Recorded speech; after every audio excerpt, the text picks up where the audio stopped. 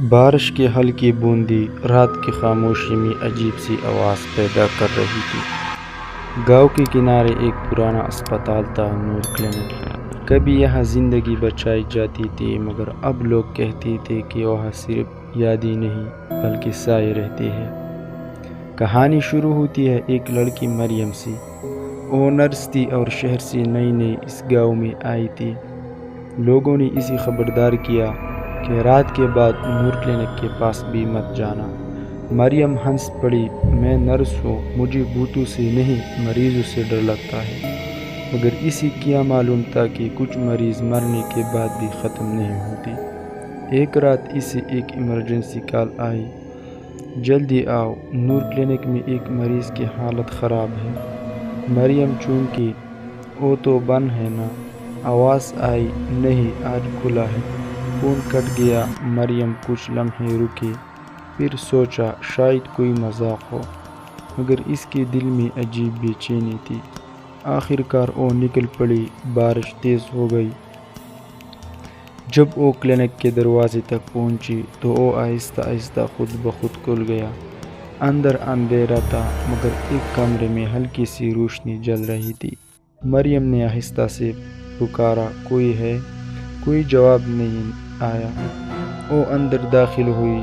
دیواروں پر پرانی فائلیں، زنگ آلود آلات اور جگہ جگہ خون کے قطرے، جیسے وقت وہی رک گیا ہو۔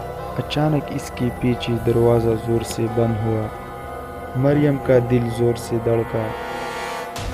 وہ تیزی سے اس کمرے کی طرف بڑھی جہاں روشنی تھی۔ دروازہ کھلا۔ اندر ایک بیڈ پر کوئی لیٹا تھا، سفید چادر والا۔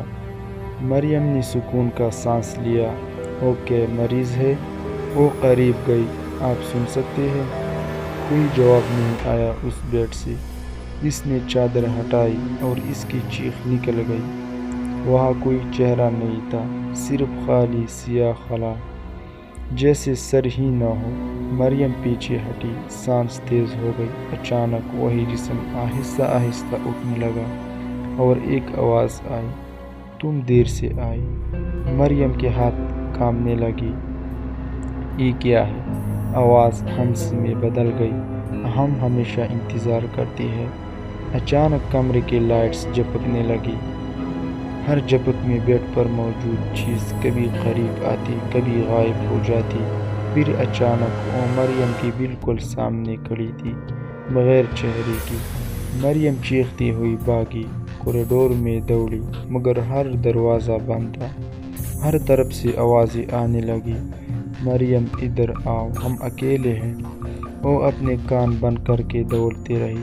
اچانک ایک دروازہ کھلا۔ وہ اندر گھس گئی۔ یہ ایک پرانا ریکارڈ روم تھا، الماریاں، فائلیں اور گرد۔ مریم نے دروازہ بند کر لیا، سانس سنبھالنے لگی۔ پھر اس کی نظر ایک فائل پر پڑی۔ اس پر لکھا تھا، کیس 47 مریم۔ وہ ساکت رہ گئی۔ یہ میرا نام یہاں کیا کر رہا ہے؟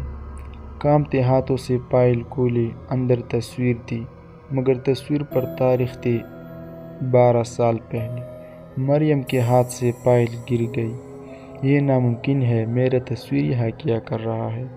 اچانک پیچھے سے آواز آئی، کیونکہ تم کبھی گئی ہی نہیں۔ مریم آہستہ سے مڑی۔ وہی بغیر چہرے والا وجود کھڑا تھا، مگر اب اس کے ہاتھ میں ایک آئینہ تھا۔ اس نے آئینہ مریم کے سامنے کیا۔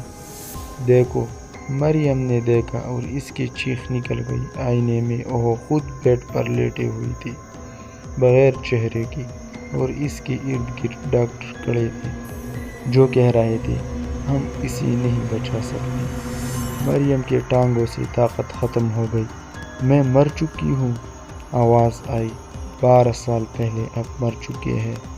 تم نے آخری سانس لی تھی۔ مریم کی آنسو بہنے لگی۔ تو میں یہاں کیوں ہوں کہ میں مر چکی ہوں؟ پھر وہی سرگوشی، کیونکہ تم نے کبھی جان ہی نہیں دیا۔ تم ہر رات واپس آتی ہو، اسی امید میں کہ کوئی تمہیں بچا لے۔ کمرہ اندھیرے میں ڈوب گیا، اور پھر ہر طرف سے وہی آوازیں، ہم بھی نہیں جا سکے، ہم بھی پھنس گئے۔ مریم نے چیخ کر کہا، مجھے جانے دو، اچانک سب کچھ خاموش ہو گیا۔ دروازہ آہستہ سے کھلا، باہر روشنی تھی اور لڑکھڑاتی ہوئی باہر نکلی، اور جیسے ہی اس نے باہر قدم رکھا سب کچھ غائب ہو گیا۔ صبح ہو چکی تھی، کلینک پھر سے ویران تھا، دروازہ بند، زنگ آلود ماحول۔ مریم باہر کھڑی تھی، سانس لے رہی تھی۔ اس نے پیچھے مڑ کر دیکھا اور دیر سے مسکرائی، میں بچ گئی۔ مگر جیسے ہی وہ آگے بڑھی، زمین پر اس کا سایہ نہیں تھا۔ وہ رک گئی، دل تیزی سے دھڑکا۔ پیچھے سے وہی آواز آئی، نہیں تم کبھی نہیں بچی۔ اور اسی لمحے اس کی آنکھیں سیاہ ہو گئی۔ اسی رات کے بعد نور کلینک سے ایک نئی آواز آنے لگی، ایک لڑکی کی جو ہر آنے والے سے کہتی ہے، برائے کرم مجھے بچا لو۔ لوگ کہتے ہیں اگر کسی نے اس آواز کا جواب دے دیا تو اگلے فائل میں اس کا نام آئے گا، اور شاید وہ بچ بھی نہیں سکتی۔